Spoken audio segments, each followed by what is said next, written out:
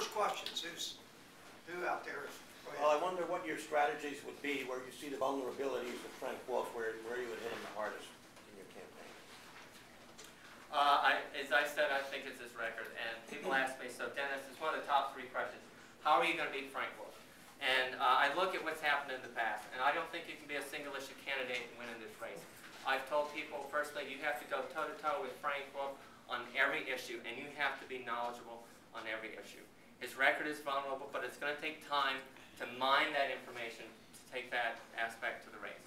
The other thing is, if you're strong in any single issue, and what I've heard, and even Judy Fader, when I talked to her, almost faulted herself for being a single-issue candidate in healthcare. But if there's one issue in this district that, if you can be strong in, it's transportation. And as an architect and urban planner, I can talk about that on the ground where the rubber meets the road. It's what I do every day. That's kind of an open-ended question. Do you want to? Sure. I believe you do need to have a single issue. Governor Gilmore ran into Richmond on a single issue, car tax. You have to differentiate yourself very cleanly, very clearly from your opponent. If we go in with a whole raft of issues, we will lose. You have to be able to talk them. You got to talk education, jobs. You got to talk transportation, healthcare. But you have to have a single issue. Our single issue is housing. Our single issue is keeping people safe in their homes. Our single issue is, the average family bailed out, the too big to fail. We've done nothing but too small to save. That's the issue. Keep drumming that. Frank has a dreadful record. He's voted against every bill. That's what you ram down his throat. That sounds too hard. You don't ram it down his throat. That's what you talk about. That's what needs to be done. That's what this is about.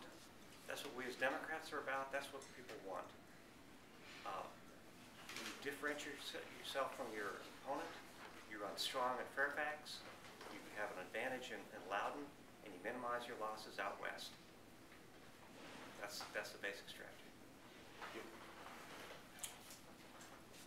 I think that the strategy for winning in November begins with looking at the voting record in the 10th. And when you look at the voting record in the 10th, you see that the 10th has a 49.1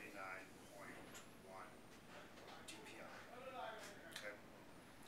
Then you take that and you take into account the district went for Obama, the district went for Warner, the district went for Kane, the district went for Webb, but for some reason it also went for Frank Wolf.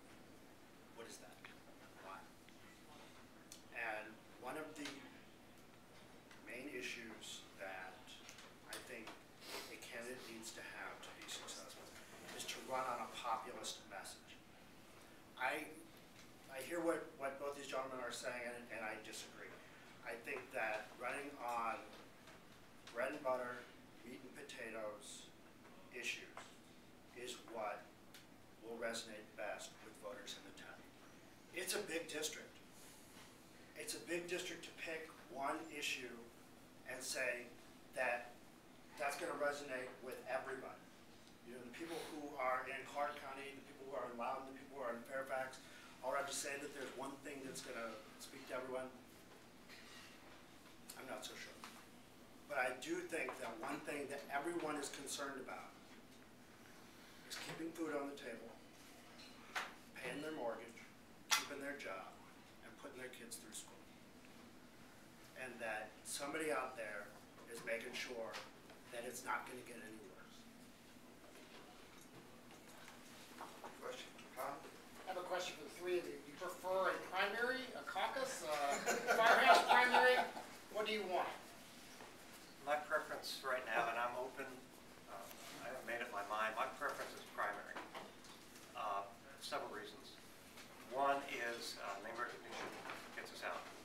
Number two, we get to kind of test drive our campaign organization. Number three is competition is good. As we compete against each other for this nomination, we're going to get better. This was my maiden speech today. Hopefully I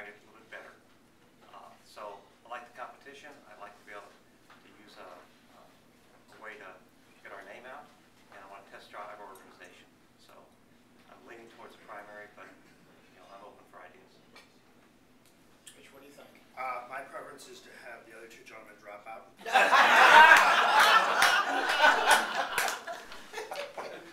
Great answer. Can I use that next time? And then Jeff gets to use it after that. I think short of that, I would say a primary would be my preference as well, for most of those same reasons that Jeff mentioned. I think to be successful in the fall, you do have to prove that you can win something. You need to show that you can get your voters out, that you can raise enough money to be successful in a primary, that you can do voter communication, that your message is resonating with people who vote. And I don't have anything against a convention. If that's the way the committee decides to go, so be it. But I think a primary is I'm looking forward to this being debated next week. And I've been, I'm new to politics, so I've been looking for guidance and arguments in this regard. And so I'm going to throw out the arguments that have been given to me. The 10th district is different from many other districts because of Frank Wolf's tenure. And it's a difficult fundraising environment out there for the candidates. And the other issues with running against someone who's been entrenched for 30 years. The arguments for a convention are that with the convention it can be done sooner, and the candidate, whoever it is not only going to need the money. And there are stalwart Democratic donors who have told me they're not going to contribute until a candidate has been selected. And so they're holding back on that. We need the money, and we also need the time to put together the campaign. This is not going to be a typical campaign. And the convention can be held sooner. So I'm looking for that additional time. Those are the big arguments for convention. The arguments for the primary are the ones that have already been articulated. But I'm being swayed by many that perhaps a convention is the way to go, because